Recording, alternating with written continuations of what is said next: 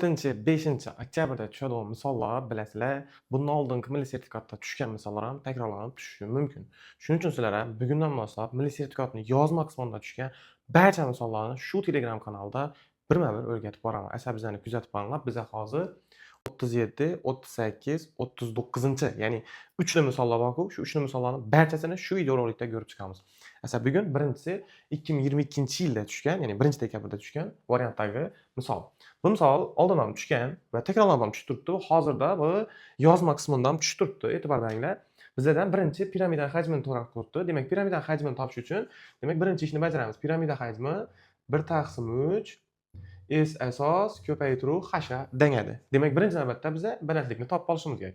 Uni e'tibor bergan bo'lsangiz, mana shunda qizil bilan uchburchak hosil qilgan, asosindagi yon tomon va asos tekis orasidagi burchak 60 gradusda turibdi. Shu uchburchakni chizib olamiz.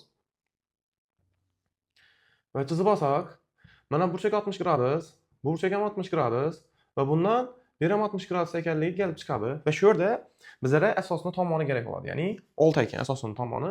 Bundan balandlik topish uchun bizlara mana bu eng kichkina bu 6 burchakni diagonalni deng. Bu bilasizlar a ildizosida 3 deng. Shundan kelib chiqadi. Berimiz 6 ildizosida 3. Bu tomon ham 6 ildizosida 3, bu tomon ham 6 ildizosida 3.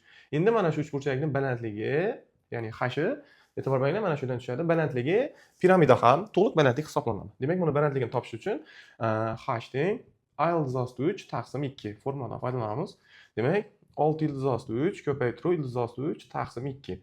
Bundan piramidaning balandligi 9 ekanligini topib olishimiz mumkin va piramida hajmini topish uchun o'rniga qo'yaveramiz. Bu piramida hajmi 1/3. Endi bir narsani tushuntiring sizlarga. Mana shunda 6 burchak chizib oladigan bo'lsak va bu yerda 6 burchakni 6 dan 3 burchakka ajratish mumkin. Teng 3 burchaklar ajraladi e'tibor etgan bo'lsangiz. Bu yerda 6 dan 3 burchak har birasining yuzini qo'shsak, 6 burchakning yuzi kelib chiqadi. Ya'ni a bo'lsa, a, demak s. Demak, bundan 6 3 burchakning yuzi a kvadrat ildizosida 3 taqsim 4 dengadi. Ko'paytiruv balandligi 9. Bu yerda a 6 burchakning tomoni, ya'ni 6 ga teng. O'rniga qo'yib hisoblaymiz va bu yerni qisqartirsak bu yerda 2 qoladi. Buni o'rniga demak 6 qo'ysak 2 ko'paytiruv 36 ko'paytiruv ildizosida 3 taqsim 4 ko'paytiruv 9 ham bor. Endi bu bilan qisqartirib 9 81 162. 162 ildizosida 3 ga teng ekan. Biz birinchi, ya'ni 36-misolning javobini topdik. Demak, birinchisi bu. Ana endi bitta b siga keladi, ya'ni shar hajmini so'rabdi. Ya'ni bu ichki sig'im, ya'ni mana shu 3 burchakka ichini shar chizib turadi. Shu ko'rinishda chizamiz. Ya'ni ichki sig'im aylana. Bizlar tomonlari ma'lum.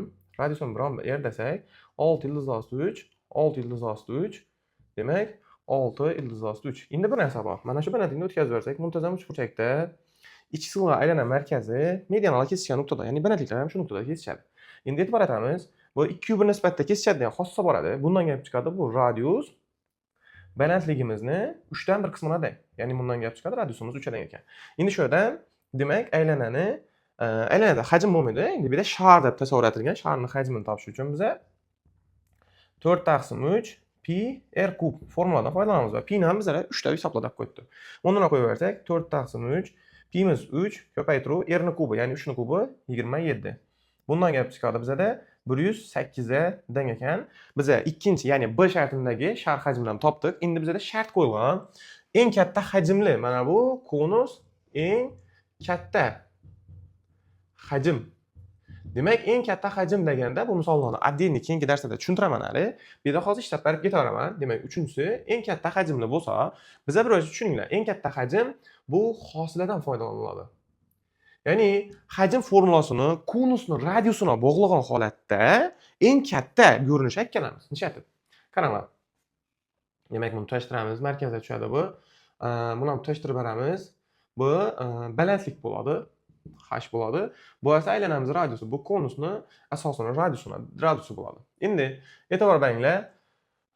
Shu yerdan biza bir nimani hisoblab olishimiz kerak. Mana buni tushirib bersam, bu yerdan ham nima hosil bo'ladi? Radius, ya'ni aylana radius. Shunda mana bu masofa h dan radiusni nishat tashimiz, ayirib tashimiz. Endi shu yerda Pifagor qo'llaymiz. Demak, h minus r ni kvadrati qo'shilgan r ni kvadrati katta radiusni kvadrati.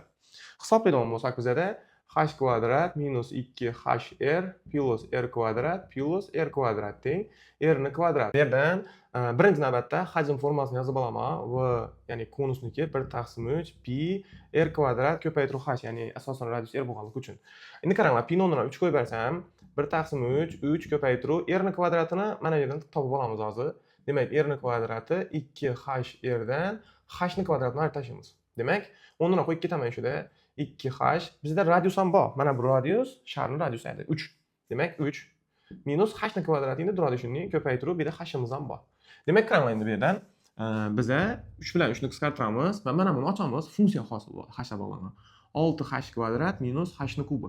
Shu ko'rinishda funksiya hosil bo'ldi. Endi funksiyada eng katta qiymat topish bilamiz biz. Hosil olib 0 tenglash kerak. Demak, mana bu shart, ya'ni hosil olib 0 tenglaymiz. E'tibor beringlar. 12h minus 3h ni kvadrati teng 0. Bu yerdan h ni kvadrati 4 ekanligi va h'imiz 2 ekanligini topishimiz mumkin. Ana endi qaranglar, eng katta qiymat topishda ko'pchilik shunday yanglishadi. H ni olib borib qo'yib, radiusni olib qo'yib topishga harakat etadi. Yo'q. Bizda funksiya tuzdik, tayyorlanadi. Shu funksiyani eng katta qiymati h2 da erishadi ekan. Demak, 2 ni qo'yamizda eng kattasini topib ko'ramiz. Demak, topsak 6 ko'paytiruv 4 minus 8, ya'ni 24 dan 8 ni olib tashlashimiz, bu yerda javobimiz 16 ga teng bo'ladi. E'tibor beradigan bo'lsak, bu 33, ya'ni 37, 38, 39 uchlik misollarimizda 3 dona narsani so'raydi va bular A, B, C ko'rinishda beriladi va har bittasini sizlar topishimiz kerak. 162 ildiz osti 3, 108 va 106 va bularning hammasi 5 ta variantda turadi.